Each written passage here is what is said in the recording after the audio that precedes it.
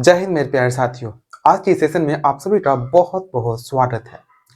आज हम जिस टॉपिक के बारे में बात करने वाले हैं वो बहुत ही प्रासंगिक है। आज हम बात करेंगे हाशियाकरण पर, यानी कि मार्जिनलाइजेशन।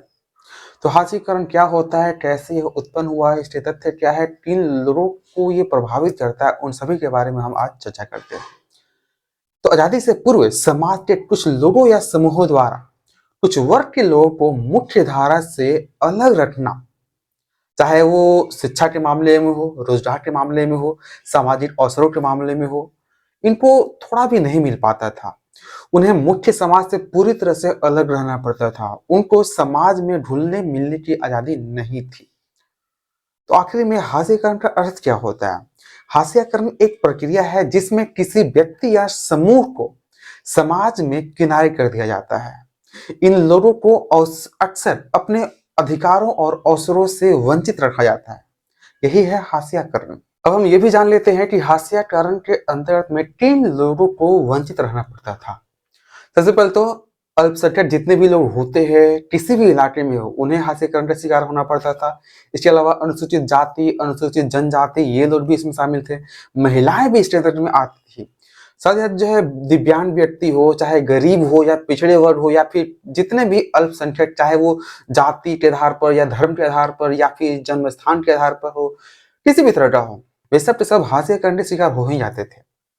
अब जानते हैं कि हाशियाकरण के कारण क्या थे। पहला कारण इसका मुख्य आता है गरीबी, दूसरा आता है अशिक्षा, साथ ही साथ जो है जाति धर्म के आधार पर भी भेदभाव किए जाते थे। सामाजिक और आर्थिक असमानता भी एक कारण थे जिसके तहत में लोग हाशियाकरण के शिकार होते थे। आइए जानते हैं कि अब हाशियाकरण के प्रभाव क्या क्या पड़ते थे। पहला नंबर तो ये कि हाशियाकरण के अंतर्गत में लोगों को शिक्षा और रोजगार से अलग रहना पड़ जाता था, वंचित रहना पड़ जाता था। आत्मविश्वास में कमी आती थी। साथ ही साथ जो है सामाजिक जो विकास था वो भी धीमा हो जाता था। लोगों को शहर के अंदर में या गांव के अंदर में जाने नहीं दिया जाता था। उनसे केवल वे कार्य कराए जाते थे जो नॉर्मल सामान्य लोग जो है नहीं कर पाते थे। साफ सफाई करवाना, ये सारी व्यवस्था उसमें थी। आइए जानते हैं कि हाशियाकरण को कैसे हम कम कर सकते हैं। हाशियाकरण को कम करने के लिए जो है सभी को समान शिक्षा का अधिकार देना चाहिए, जो कि वर्तमान में संविधान के द्वारा दिया भी जा रहा है। भेदभाव और असमानता को समाप्त करना चाहिए। हमें किसी भी प्रकार से हमें ये समझना चाहिए कि ये सभी जितने भी लोग इस दुनिया में है वो सब जो है आपस में मिलजुल कर रहे, सभी भाईचारे का संदेश दे। लेकिन नहीं, हमें तो भेदभाव करनी है। इसके अलावा सरकार के द्वारा जो योजनाएं चलाई जाती है उसको सही तरह से लागू करना चाहिए। समाज में जागरूकता भी फैलानी चाहिए। अब जागरूकता के लिए सोशल मीडिया पर या फिर नुक्कड़ नाटक के माध्यम से, गाना के माध्यम से, या फिर सभा को संबोधित करते हुए जो इसे किया जा सकता है।